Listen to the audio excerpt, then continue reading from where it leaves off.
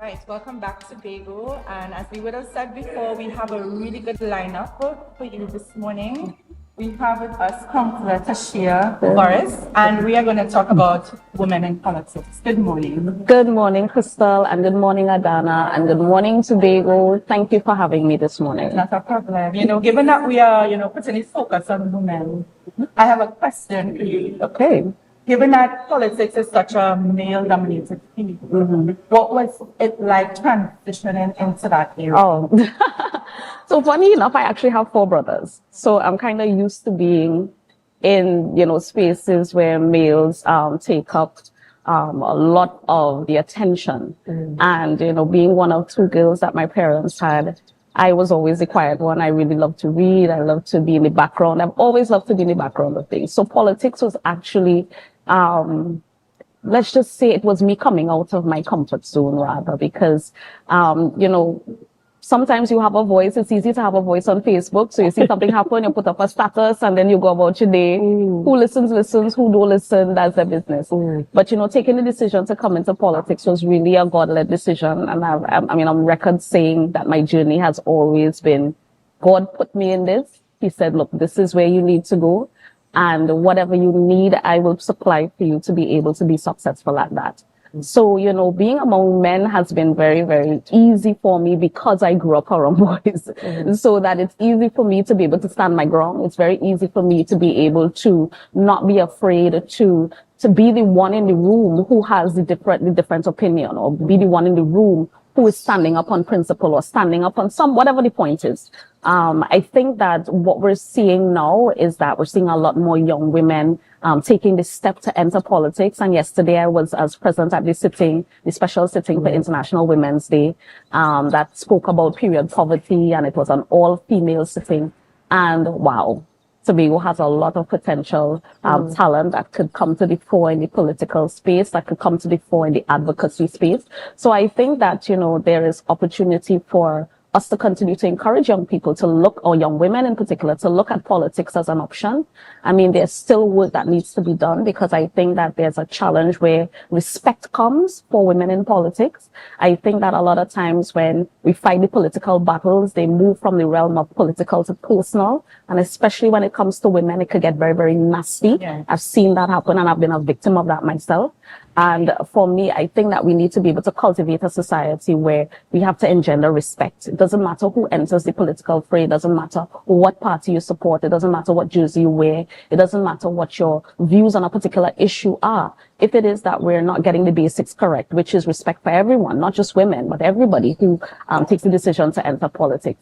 It means that we still have some work to do where education is concerned, where we are able to create an even platform for competition. Because the reality is that you're trying to convince somebody to align with you, or you're trying to convince somebody to agree with your viewpoint. I think that women have a special role where it comes to being nurturers still in politics. You would find that a woman who's an area representative has to be a little bit more sensitive, because you're dealing with families, you're dealing with young children, you're dealing with older folks, you're dealing with persons who might be differently abled, and women have a special touch. And I think that those women who are area representatives currently, their constituents would say, yeah, my area rep is kind of like a mother figure, or kind of like a big sister figure. So they have that softer touch that men don't necessarily have as a first instinct. And I think that also gives them an advantage where politics is concerned. And I want to jump in there where you ended the presentation there, in terms of women having the softer touch. And sometimes I would use the word accused. Women are accused of making emotional decisions. Whether we are in politics, in whatever industry, they say we use emotions to make decisions. Do you see that as a challenge or as a disadvantage? Because, if you have the elements on the inside of you, where would you run to make your decisions? And at the end of the day, we're dealing with humans. So how does that come in? And do you see it as a disadvantage or an advantage? So I think there are 2 misconceptions that need to be cleared up. One, people think a softer touch is coming from an emotional place. A softer touch is part of our DNA. Women are created to be nurturers, created to be mothers, so that's something that we can't help, right? But the other thing is that I think that people mistake passion with emotion, because I get very passionate, but trust that I'm not emotional when it comes to making decisions. I have had 22 years experience working. I've been working since I was 17 years old. And I have been in many situations that have called for me to make very, very hard decisions. And I may get very passionate about my decisions, but it doesn't come from an emotional place. It comes from a very coldly logical place. And people who really know me know that because of the background that I've had, I've worked public sector, I've worked private sector, I've worked with NGOs, I've worked with young people in communities, I've worked with young people in marginalized circumstances. I've worked at the Police Complaints Authority, and I've seen the worst of what the crime situation can give. And those situations do not ask for emotion. They ask for an analytical mind. They ask for a logical outlook, you know. To be honest with you, especially in my last stint at the Police Complaints Authority, one of the first things that they did in the training was literally say you have to leave your emotions at the door, because you're going to meet circumstances that are going to tug at who you are, and you must be able to be that person in the room who has to be able to be not just a voice of reason, but you also have to present a very, very solid front. You're dealing with people who are emotional. So you yourself, you can't be emotional. You can't get carried away when people come to you and say, well, the police shoot up my child and shoot him like a dog in the street. And that might tug at you, because I have a young son. My son is 21. And if I'm facing a mother who has lost her child, the first instinct that may come to you is, oh my gosh, I have a son. How would I feel if I was in that position? But in that moment, it's not about you. Your job is to listen. Your job is to take the facts. Your job is to be able to present that report as best as you could to the investigative team, because you are the first line of contact for the person who's making the report. And at that moment, your emotions don't matter. It's only at the end of the work day, you get to go outside and cry about something that you've heard. But while you're doing the work, there's no room for emotion. And it's the same thing with politics. While you're doing the work, there's no room for emotion. I could tell you that I have been, my personal experiences, I mean, sometimes it's comical when I hear things about my life that I don't know about. But then some of the things that I do hear are heartbreaking. And then sometimes I hear them at the worst possible moment. If I was to hear some rumor, some very nasty, vile rumor about myself, and I'm about to go on stage to speak to young people, I can't stand up there and be cursing and crying and, you know, all emotional. No. This job demands that at every single point in time, that I am supposed to be in control of myself and in control of my emotions. I can tell you the one time that I think that I allowed it to get away a little bit. That was that famous live that I did last year. But I think that for me, that just kind of needed to happen, because I just needed to vent, you know, and to be honest with you, when I came into politics, I felt like if I had this voice, you know, when you're on the outside and you don't have to be politically correct and you don't have to be diplomatic in your words, and you could just go on a live and say, well, I find they could have done this and they should have done that and that, and you have all the answers. But then when you get in and you realize the magnitude of the challenge that you face, and I could tell you that gets overwhelming. That is the thing that sometimes has you questioning, why did I get into this in the first place? You know, I had this really quiet, nice job before, you know, life was easy. But then public service is a higher calling, you know. And, you know, for all intents and purposes, based on the journey that I have had, I can't speak for all women everywhere, but based on the journey that I have had, certainly I have grown. The person that I was when I came into this all bright-eyed and bushy-tailed and hopeful for the future, I'm still hopeful for the future, but I'm not bright-eyed and bushy-tailed anymore.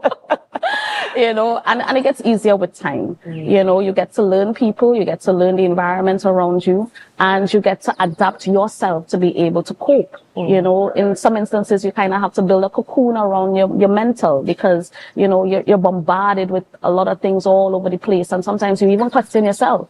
You know, but the reality is that I do not think that anybody comes into politics by chance. I believe that everybody who has been called to service has a calling on their lives, especially in this time, especially when we're called to greater, especially when we're called to create this greatest little island of the planet. Every single person, man or woman, who is a representative now, although they are human beings and they're going through their own challenges, I believe that they are there as a part of a greater calling. And it's really us on the outside to be able to understand how we can support them in their calling, and how we can be able to speak life into them and to encourage them and to always, you know, cultivate positivity in the space. Excellent. You gave such great information there. I am actually interested in, who do you follow even in this position as a woman, and maybe women who are trying to get into the political arena, who do you look to? Who do I What look do you to? read? What do you listen Right. to feel the position that you're in right now? Listen, you know, funny enough, I grew up watching Oprah a lot, you know. That's when, you know, you only had 2 TV stations, TTT and TV6. Yeah. So Oprah used to come on at 6 o'clock on a Saturday. And I grew up watching Oprah. And when you hear Oprah's story, you know, she rose from poverty, she was raped as a child, you know, you know, this is really circumstances that can either cause a person to go one way or another way in life. And she decided, you know, I'm going to take all this pain and all these bad experiences, and that's going to be my fuel to be successful. And we can argue she's one of the most successful public figures there are in the history of the world. You know, so these were the people that I saw as a child, because, you know, that's what you're exposed to when you look at TV.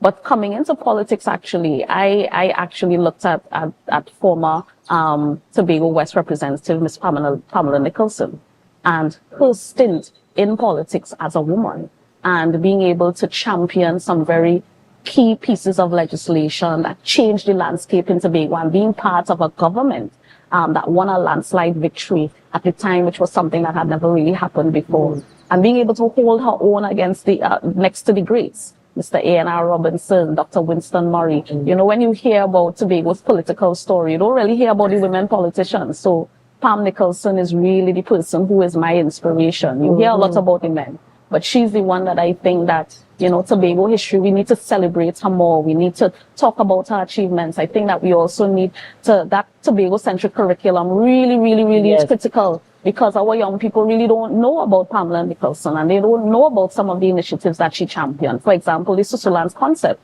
where I actually grew up past the age of 12 in Susulands. That was her idea. You know, this Susuland, the Lenhan, where people bought land and people helped each other build their houses and stuff. That is one of the things that she championed. She did a lot of work in youth development, in sports development, in community development, you know. And I think that we do not celebrate our women politicians enough. So she is one definitely that I hold way up there in high esteem, you know. And even amongst those who are in the space now, I'm seeing a lot of young politicians, young female politicians coming up, and those that have been there for a little while. And everybody has kind of built a legacy and a track record. And I think that, you know, there is so much more room.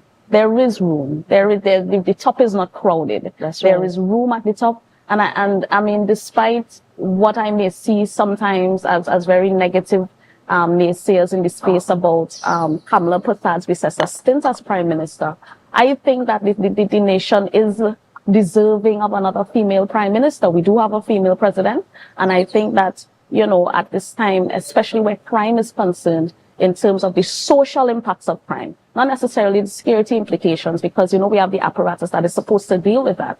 But crime is a multifaceted problem that has to be solved. And a lot of the genesis of where crime comes from is a breakdown in the home situation. And that is why we have to try our best to rebuild homes. And that is why women become very, very important. That is why men have to play their role as fathers, not necessarily as policemen and not necessarily as prisons officers. That is when the thing has gone out the door and the baby done get thrown away with the bad water. We really have to focus on rebuilding our institutions, and it starts with the home. Because once we can rebuild our homes, then we are raising our children in an environment that is healthier for them. And that is where we have to be able to start to look at where we're going to be making some changes in society. So again, this really comes back to what is the society that we want to build? And women as nurturers have their place. Women are not supposed to be policemen. Women are nurturers. The men are the ones who are supposed to provide security, and we have to find a way to get back to this place, because I feel like if women are here and men are here, and it shouldn't be like that. We need to be like this. Men need to be seen as protectors. Women have to be seen as nurturers. And when we come back together and become the society that is raising all our children together, because it's not just about my kids, it's about the neighbor's kids, it's about the person children down the road, it's about their cousins, it's about this one, it's about that one. When we start to consider that we are all nurturers, we are all protectors, then we start to create the kind of society that we want. And I really agree with you totally, because that's what I've been saying for the entire week, especially when you speak about the role of a man and the role of a woman. And while we're celebrating International Women's Day, it's not that we don't appreciate men, but my primary thing is that the woman understands who she is. And you said it quite clearly, a nurturer, and the man understands who he is, and that we come together because our society is only as strong as its family. And that's the core of our society. And before we go to a break, I just want to find out from you, in terms of your position in politics as a woman, a strong woman with a strong voice and a strong position, what is the type of impact you want to make, especially on women as they come up in whatever industry that they want to come up in, or even if they want to be homemakers? How do you want to impact their lives? I can tell you that over the last 3.5 years, I went through this roller coaster, because there was a point in time that I felt as if strength was a curse. When people say, oh, you're so strong, that doesn't mean that it doesn't hurt. It doesn't mean that I am not close to breaking point. What you see maybe is the face that I put on, because you have to kind of be out there and you always have to project your best self, but you're not always feeling your best. And then people automatically assume that because you look your best all the time, that somehow you are immune to all of the things that are happening to you. And you know what I recognized? I recognize that strength has its place, yes, but I think that I also had to learn to be patient with me and very, very forgiving of me. When you have very high standards, when you set high standards for success and you fall short, we have a tendency to want to beat ourselves up. And I am my own worst enemy when it comes to beating myself up if I feel like if I've fallen short. And even the society that we operate in, you can't fall short today that you do something nice, they clap you. Tomorrow, you can be public enemy number one. They will boo you. That's right. No. When I think about the story of Jesus and Barabbas, one day we're saying, Hosanna, Hosanna, and the next day they say, give us Barabbas. So that is the nature of politics. One day you're the savior and the next minute you're the crucified. But you have to be able, as a woman, to be very, very, very, very supremely sure of who you are. Exactly. Your validation cannot come from any place external to you. From the time you are looking for somebody else to tell you you look nice, for somebody else to tell you that you did well, for somebody else to tell you that that thing that you said was a really nice thing, the next day when they're not saying that thing, your self-esteem plummets to the ground. Your validation can't come from outside of you. You have to understand, accept, and always project that you are enough. And you have to know that you are enough. That you woke up this morning, you got out of bed despite the fact that you were feeling pain. Kudos to you. You were able to get 10 things done out of a list of 15. Kudos to you. You were able to juggle 1, 2, 3, 4 different things, but you left 1 or 2 things for tomorrow. Kudos to you. You can't look outside of you for validation, because from the minute you look outside of you for validation and the day that it's not there, that affects you negatively.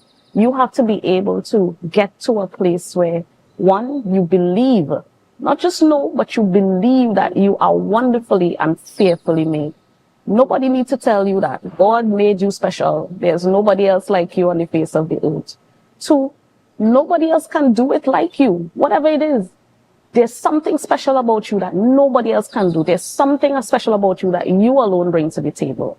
And thirdly, the most important validation that you need to seek is validation from God, nothing else. Because man is fickle. Man will love you today and they go hate you tomorrow. Man will come and man does go, let them know. Chanel didn't sing that, But being able to know, to really, really fall in love with yourself. And that's what I learned over the last 3 years. How to fall in love deeply with myself. So that nobody could come to me and tell me anything about me. And I say, you don't know me, I know me and I love me. So if what you see and you don't love, well, all right, no problem.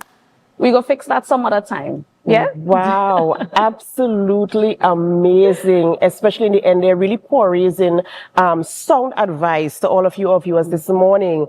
You have to love yourself. You have to know who you are. You have to be confident in yourself and show up for yourself. Yes. And even if, as Counselor said, even if you didn't get everything off your to-do list, even if you get one done, pat yourself on the back, celebrate that, yourself. I mean, we are women. We have so many things we have to juggle. We have to be mommy. We have to be doctor, teacher, lawyer, cook, nurse, everything. Washer. But that's right, you know, fight partner, all these types of things. So, you know, celebrate yourself, celebrate yourself, celebrate yourself. That is what we are supposed to be doing so that we can move to the next level. Don't beat up yourself. Don't be too hard on yourself. Be soft, be easy, be gentle on yourself. Yes, you have goals, and yes, you're going to achieve those goals, but be gentle on yourself. We have to go for a short break before we continue conversations here at our studio at the Magdalena Grand Beach and Golf Resort, and we do hope that you could stay with us. And as you stay, we invite you to help us share the live, share the live, share the live. We'll be right back.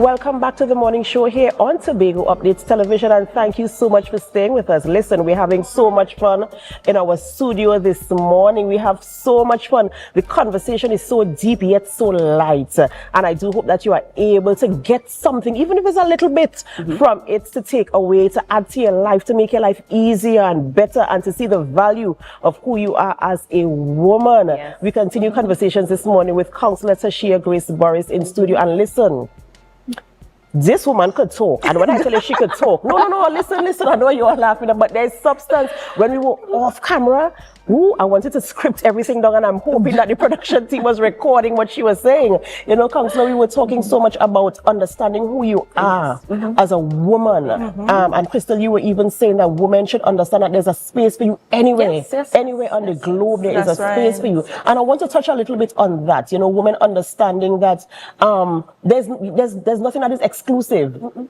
That you can be a part of whatever you want to be a part of. I mean, especially the nurturing side of you. I want to focus on that. I don't want women to feel, okay, well, she said that I could be anything, so let me go and be. I think, you know, I don't know if people know my story, because I have said my story many times, but there may be some people who still don't know. I mean, I went to Bishop's High School. I was valedictorian of my graduating class. And less than a year later, I was pregnant. I was 17 and I got pregnant. And you would think that deciding to have a child at that age would be the life-ending decision.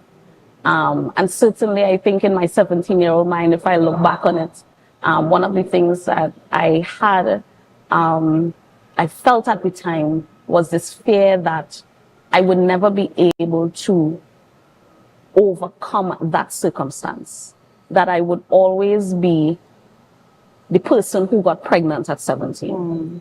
And despite the fact that, you know, I got all my subjects, I got my distinctions, I was supposed to go to university, the decision that I took at that time was that I wanted to have my child, you know. So, I mean, if we're having a conversation about even women's bodies and decisions on reproduction and stuff, you know, you can go into different realms. People can decide to have children and not decide to have children for many different reasons. And this is not an opportunity to bash anybody who has decided to make another decision. But the decision I made, and the decision that I chose to stick with, was I was going to have my child. So I had my son at 18 years old. And even then, for me, the question that I had going through my pregnancy, dealing with the ridicule in society, dealing with people looking at me and saying, oh, this child looks 12, how is she pregnant? You know, yes, I got pregnant the regular way, you know, But the thing is that, having dealt with all of that in and of itself helps you to become resilient. Because now you really have to be able to insulate yourself from the opinions of others. Because if you really live your life based on the people's opinions of you, you never move past the thing that is standing in front of you that can look like a gigantic obstacle. And at the age of 18, a gigantic obstacle could be having a child. But even then, for me, I felt that with all the things that the Lord blessed me with, my abilities, my intelligence, I could not let that go to waste. And for me also, I had to demonstrate to my son, I had to show my son that despite what circumstances life throws at you, that you have the power to be able to change your circumstances. Right. And that is why I put my child on my hip and went to university at the age of 19. And I was going to university on a weekend. I wasn't going to school full time. I didn't get the UE full time experience and whatever. I was working in the week to take care of my son. My parents were there as a support system. But every Friday night I was on the boat, going to Trinidad, getting to Trinidad 4 o'clock in the morning, no place to stay, have to sit on the promenade to wait until the sun come up to go to class for 8 o'clock. So whereas all my classmates rolling out of the bed 7 o'clock to jump in the shower, to head up the highway, to come to St. Augustine, I in town since 4 o'clock in the morning, can't sleep from the night before because I'm on a boat. And I had to show up to class at 8 o'clock every morning, just like them, and give 101,000%. Because I was coming from Tobago, I couldn't afford to fail. I was paying for my education. I couldn't afford to fail. I got a scholarship, yes, so I was partially funded. But I had to make the sacrifice to go to school for 3 years on a weekend because I could not afford to go to school full time because I had a son and I had to work. So it means that there was no luxury to resit an exam, or there was no luxury to do over a course. I had to knock everything from the first time that I tried because it wasn't just about me. My child was dependent on me. So that when I graduated, my son was front row at 5 years old, watching his mommy cross the stage. And that was one of my proudest moments back then, being able to show my son from very young that nothing can stop you from being your best you, regardless of what obstacles come in life. When I worked at the Police Complaints Authority, my co-worker was actually Vera Bajan. And I was able to see, and I met her actually twice in my life. She wouldn't remember, but we had a school trip when we were in 5th form, and we visited St. Augustine where she was a student, and I met her there as a 5th form student. And then I also later in life ended up working with her at the Police Complaints Authority. And when I look at what she has been able to accomplish, you could tell me that people out here with full arms, full legs, full faculties can't accomplish the same things. And she has been able to do so much. She's a lawyer. She's celebrated. She has no hands. She has no legs. What is your excuse? That's right. You have the same 24 hours in a day that she has. You have the same 24 hours in your day that I have. You have the same 24 hours in the day that anybody has. What are we doing with it? So that despite the fact that that was something that happened to me in my life and a decision that I took, that has always been my fuel. To always demonstrate to my children that nothing in this life should stop you from becoming the best you that you can be. Whatever that you is. Because a lot of people might have thought, oh, I should be a doctor, I should be a lawyer, and whatever. And then I got pregnant. It's like, oh, she's just gonna, be somebody's child mother. No, I have 2 beautiful kids. And that is, mommy is one of the proudest titles that I hold. But at the same time, I have a bachelor's degree. I also have a master's degree. As I said, I've worked for the last 22 years of my life. So there's life after politics for me. You understand? People think that sometimes when you get into these positions that this is the apex of where life can take you. But as I was saying when we were on the break, the mountain is as big as you want to make it. Right. So we've climbed this mountain. I've gotten the opportunity to represent. I've gotten the opportunity to demonstrate to the people of Tobago what I can give. I've gotten the opportunity to demonstrate to the region and to the world that great things come out of Tobago, because I could tell all your Tobago a good name out a road, right? Your secretary did an excellent job building our profile internationally and regionally, so that the next Secretary of Tourism, whoever that person is going into that role with very solid partnerships with international partners, the Caribbean Tourism Organization, the International Development Bank. They're walking into this space respected, because in the region, Tobago is seen as an equal. We're not behind Trinidad. We've come out of Trinidad's shadow. And that's because we've worked so very hard to establish our identity outside of Trinidad and Tobago. So that whomever that person is, whether it be myself or somebody else, they are being left with a very strong legacy to be able to build on. And that is what I want to see. My next chapter, I'm excited about it. Whatever it is. You know why? Because the Lord didn't tell me what that is yet. Yeah? Right. So until such time as he comes and says, look, this is the next thing that I want you to do, I will continue to do my best where I'm at now. And then when that time comes, I am excited to say, God, you just show me where you need me to go. And I'm going to go up there and show up the same way that I've been showing up. So the most important thing that I think that people need to take away with is that your circumstances do not determine your value. And it doesn't determine where you end up in life. You determine where you end up in life. You make a decision, you want to climb that mountain, it might take 1,000 years. But if you decide every day to take one step towards that goal, is one step more than where you were the day before. Decide what you want for you. And I think that we have to start to take charge of our lives. Right. I think one of the challenges that I've seen in representing people is that a lot of people leave it up to an area rep to solve their problems. So your roof leaking, let me call the area rep. The drain needs to clean, let me call the area rep. The sidewalk needs to power wash, let me call the area rep. I need food in my house, let me call the area rep. Okay, yes, you can call the area rep.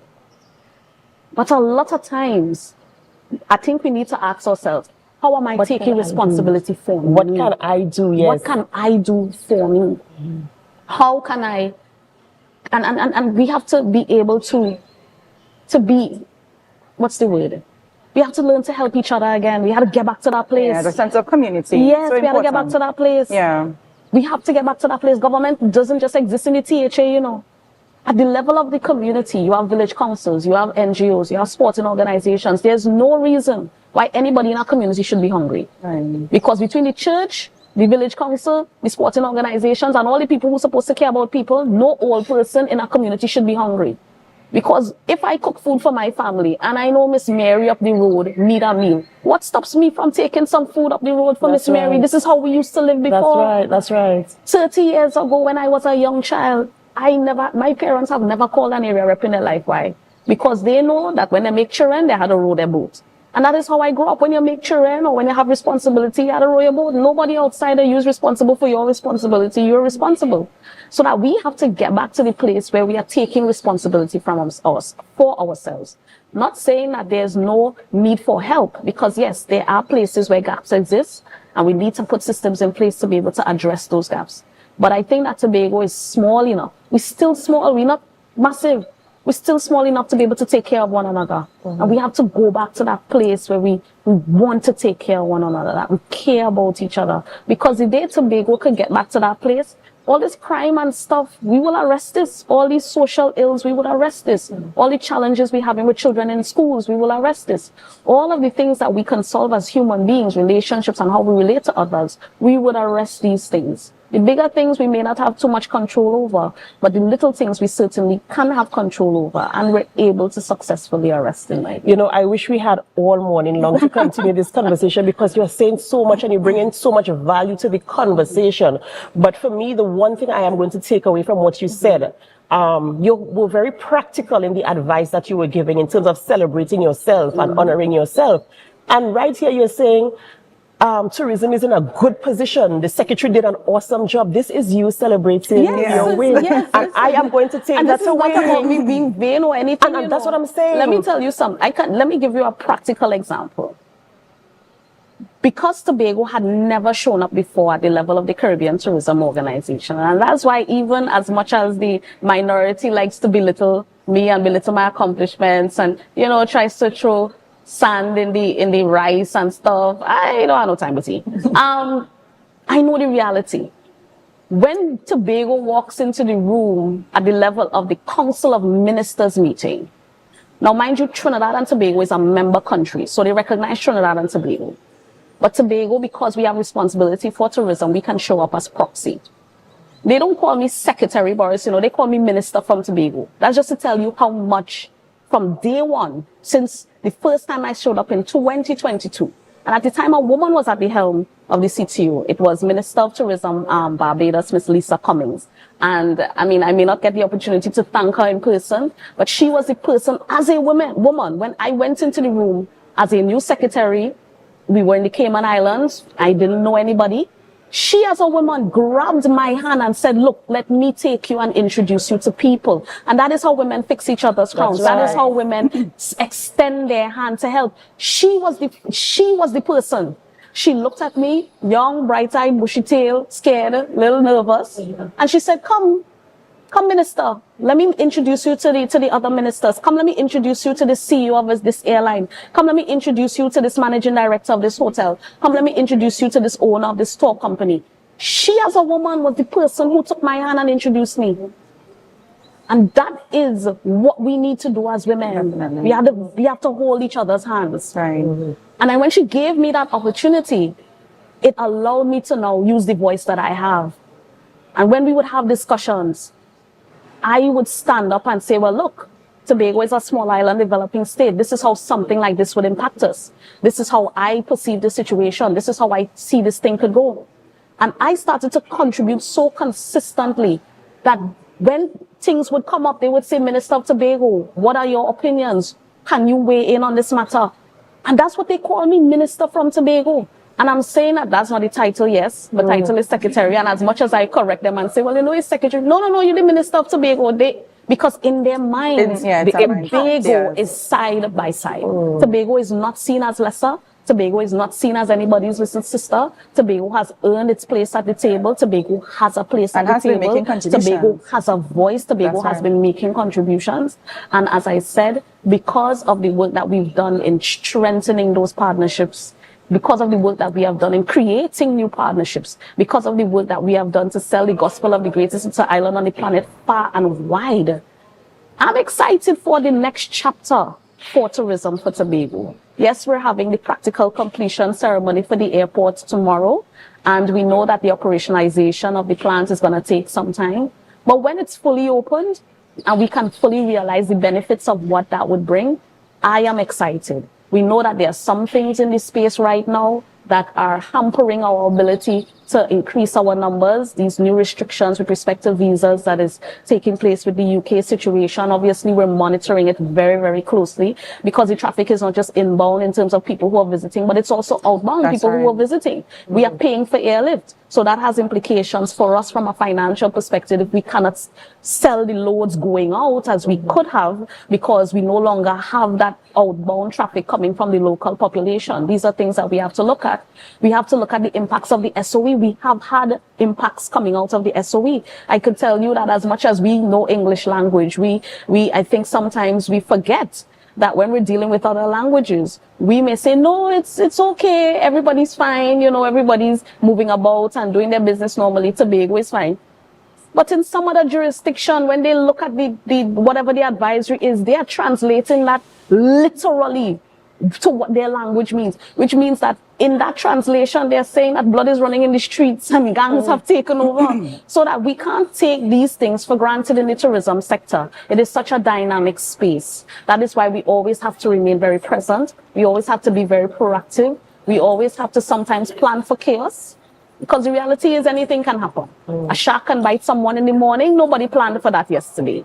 We can have very bad weather crop up all of a sudden. We may have plans for that, yes, but we don't know the fallout. So that we always have to be in a state of readiness. I can tell you that being in this job has really, you know, the person that I am now is the best version of me that I've ever been. And I can't wait to meet the 2.0 version of who this Tashia Grace Burris is.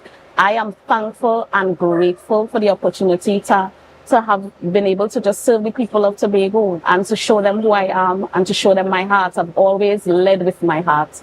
I'm one of those few people that you could guarantee that I will tell you what's on my mind. But certainly it always comes from a place of love. It always comes from a place of what is the best possible outcome that we can get for everyone involved. And, you know, I always want to see people do their best. That's the most important thing. I want to see the best because I see the best in you. You might see the best in yourself, but I see the best in you. And that's why sometimes I'm very hard on people because I know what I see in you. I know what you're capable of. I see your ability to be able to rise and to give and to give and to give and to give. So let's all give of our best. Correct. And we have to continue as I think as leaders and as women in particular, we have a way of motivating. We have to continue to be motivators. You know, we have to motivate our men. We have to motivate other women. We have to motivate our children. We have to be, you know, it's a lot. Yes, it's a lot. It's a lot. You know, so when you see me buying wine in penny savers, don't stress me. Of course. When you see me take my little day on the beach in my short pants and my flip-flop, just understand that I need a little break because sometimes, you know, you need to just literally give yourself some grace. That's right. And that's why I particularly love my middle name. When I was growing up, I hated my middle name. I used to get teased mercilessly. They used to say Grace Corned Beef and Grace Ketchup. But now I realize that, again, nothing happens by chance. You know, grace is the epitome of what I try to exude at all times. I call it gorgeous, resilient, accomplished, caring empress. That's the grace effect. Yes? And so I try to, you know, always project the grace effect. And the grace effect applies for every woman. You're gorgeous, you're resilient, you're accomplished, you're caring at heart, and you're an empress. Don't forget that. Absolutely amazing, amazing stuff. Thank you so much for coming this morning and bringing all that lightness to the space. And you know, women, I have so many takeaways, Adanna. I know. I wish I had my book to write down. I know. At some point. We have to go back to this recording. And you know, even if you didn't feel special for the entire week, we've had so many guests in studio. We've been speaking about women's achievements for the entire week. And if you didn't get anything this week at all, today was your day to get something. So grab something and go and ensure that you show up as the best version of yourself. Celebrate yourself. That's right. Celebrate yourself. Give yourself some grace. You are human. You are woman. You are beautiful. You are strong. You are also soft. You are gentle. You are to be loved. You are to be celebrated. You are to be cared for. So take good care of yourself. Love upon yourself. Yes. And then share some of that love with the people around you so we can all start loving ourselves and ensuring that our societies are stronger and better because of who you are. Thank you so much for staying with us, ladies and gentlemen. This is where we have to end the morning show on Tobago Updates Television, but it's not where we end our programming. We head on over to GMT this morning, and as you go, we invite you to help us. As you share the live, I want to say before we go, thank you to all of our co-hosts for the entire week. Thank you for all of our guests for the entire week, and we do hope that you have a wonderful, wonderful day.